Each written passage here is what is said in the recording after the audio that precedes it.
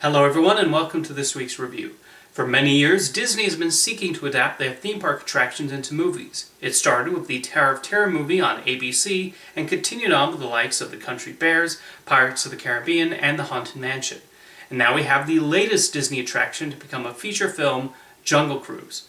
And honestly, of all the rides they've sought to adapt, this one actually makes the most sense. The reason is because one of the main inspirations for the original ride at Disneyland was the 1951 movie The African Queen.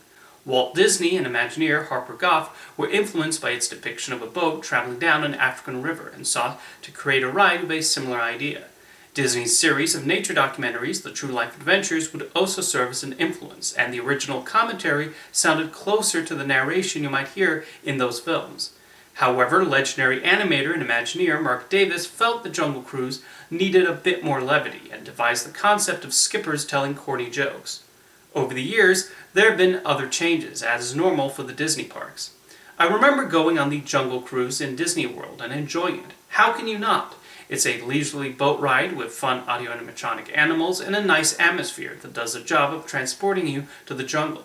Disney has been trying to turn Jungle Cruise into a movie ever since Pirates of the Caribbean proved adapting a ride could be successful when done right. For over 15 years, several scripts were written by multiple writers, although the plot surrounding the search for a magical cure has remained largely unchanged during the several years it's been in development.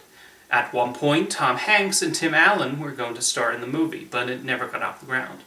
Eventually, Dwayne Johnson and later Emily Blunt signed on, and it finally went into production. So now that the Jungle Cruise movie is finally here, what did I think of it? I really enjoyed it. Director Jan Collet-Serra really seems to be calling back to those old-school movie serials, with the tone and some of the adventure displayed here. Much like the ride, the film seeks to be a bit of escapism as we watch the leads head down the Amazon. Although even before they go down the river, the movie is a lot of fun.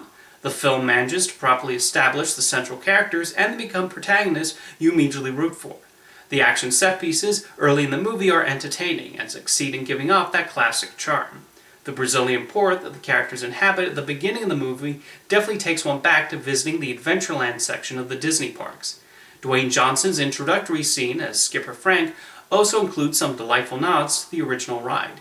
Speaking of Johnson, he is clearly enjoying himself as Frank. He has his cheeky side, but there's a sympathetic element there too. And Emily Blunt is similarly great as the scientist who coerces him into taking her on this journey. Along for the ride is Jack Whitehall, who gets some of the funniest lines as her brother. All three have great chemistry with one another, and it's nice just hanging out with them, even when there is not an action sequence. The banter between Blunt and Johnson is especially well written, and you can tell the filmmakers studied the African Queen much like Disney and Goff did when devising the ride. As the main villain, Jesse Plemons certainly chews the scenery, and he gets some big laughs. Mostly I like Jungle Cruise for serving as a throwback to adventure movies from the golden age of Hollywood. There's the required amount of peril, along with a fitting score from James Newton Howard. There are some elements that bring to mind Indiana Jones and 1999's The Mummy, but those were influenced by the same classic movies as this one, so it's allowed. I just had a smile on my face for the entire runtime. The filmmakers understood the ingredients to create a fun summer adventure through the jungle and checked off the needed boxes. The action choreography is well done, the set pieces are creatively put together, and the movie does not take itself too seriously.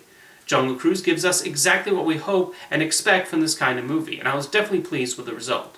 Thank you for watching this week's review, and I'll see you next time.